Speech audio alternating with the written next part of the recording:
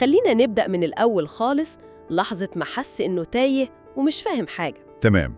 البداية دي يعني فعالة قوي في قصص الرعب، لما كريم أنكر إن كان في حد تاني معاه وبعدين يكتشف إنه موبايله ضايع ويروح يدور عليه جنب تلاجة الموتى. ده كله بيخليه يشك في الواقع نفسه. وبيزرع التوتر على طول، أكيد بتبقى مهيأ للي جاي. واللي جاي ما بيتأخرش. المواجهة اللي عند باب التلاجة دي، لما شاف شخص شبه ياسر بس بارد جدا، وبعدين عينيه اسودت تماما، لحظة يعني فارقة. صحيح، مخيفة جدا، والكلمات اللي سمعها كمان دي مهمة قوي. بحق بعلى سلطيل، بحق عائنة بنت إبليس.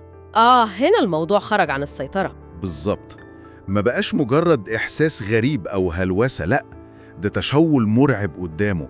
والأسماء دي بعلي سلطايل، وخصوصاً عيانة بنت إبليس اللي واضح إنها محور الشر هنا، بتدخلنا في عالم تاني خالص، عالم الطقوس المظلمة. وبعدين بنشوف مشهد الطقوس نفسه.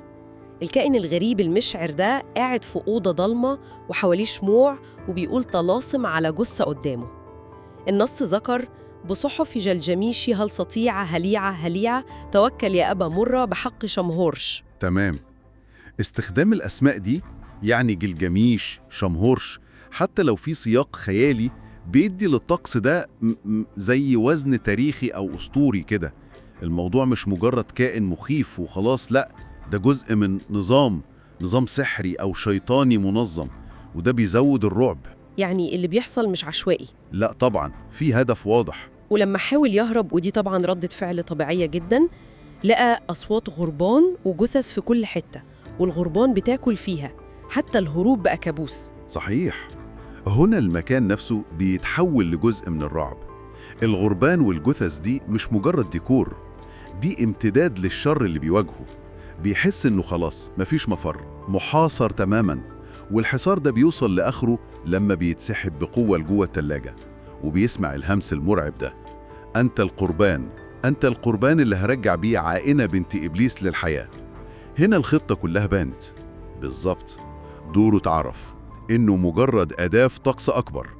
والمفاجأة الأكبر لما الجثة اللي كان بيتعامل معاها، اللي هي مجهولة الهوية، بتظهر بشكل وحشي، شعر كثيف، رقبة طويلة، القفص الصدري بارز. يا خبر! وتقوم هي نفسها بطقس دموي، بترسم نجمة خماسية بدمها. تحول مرعب. الشيء اللي كان جامد بقى هو اللي بيقوم بالطقس. وبعدين الأذى الجسدي المباشر للراوي، الاختناق، وإنه يترفع في الهواء، والكتابة اللي على جبهته بريشة، دي مؤلمة جداً. وبيشوف كائنات مرعبة قبل ما يغمى عليه. عنف واضح ومباشر. دي ذروة الطقس نفسه. الكتابة على الجبهة دي يعني غالباً رمز للوسم، أو إنه خلاص اتكرس لقوة معينة. هنا أكيد لعائنة. وفقدان الوعي ده بيمثل كسر لإرادته، خلاص استسلام للقوة دي. بس الكابوس مخلصش. لما فاق لقى نفسه كأنه في قبر، ومعاه هيكل عظمي بيزحف عليه، عينيه بتنور وبقه بيتفتح بشكل مرعب. دي أكتر حاجة ممكن تخوف أي حد. فعلاً، ده تجسيد للخوف الأصلي من الموت والدفن حي. واسم عائنة بنت إبليس بيتردد تاني، بيربط الرعب الجسدي ده بالهدف الأكبر للطقس. والسحب لتحت في الآخر ده، كأنه غرق خلاص في الرعب ده. لكن المفاجأة الكبيرة إنه بيصحى في سريره في البيت. طيب هل كده خلص الموضوع؟ لا طبعاً. اكتشف إنه بقى بيشوف حاجات تانية خالص، كائنات مرعبة قصيرة وسودة من غير عيون، ظلال حمراء بقرون، حاجات بتزحف بألسنة تعابين. وبيقول بالنص: الحجاب اللي حاجز بيني وبين العالم الآخر اتشال من عليا. إيه معنى ده؟ ده الأثر اللي سابته التجربة دي. رفع الحجاب ده مش مجرد قدرة خارقة، قد ما هو خلينا نقول تعبير عن انهيار الحاجز النفسي اللي بيحمينا من رؤية الجوانب المظلمة دي. أو يمكن أثر الصدمة النفسية نفسها خليته يشوف العالم بشكل مختلف ومرعب، ما بقاش مجرد مراقب، لا، بقى جزء من الواقع المرعب ده. بالظبط. وهنا بتيجي الصدمة الأكبر الحقيقة، إن كل اللي حصل ده كان خدعة. المسعفين والكائن مجهول الهوية ده، اللي هو كان حقيقي أصلاً، كانوا متفقين عشان يكملوا طقس تحضير عائنة. حياته اتدمرت تماماً.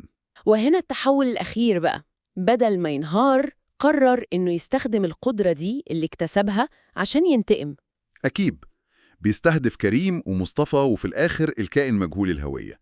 تحول كبير قوي. الضحية بقت هي اللي بتستخدم أدوات الظلام. يعني القصة مش بس رعب وخوارق، دي رحلة تحول قاسية جدا، من ضحية مرعوبة لشخص عايز ينتقم وبيستخدم نفس القوة اللي دمرته. تماما. وده بيسيبنا في الآخر مع سؤال مهم نفكر فيه.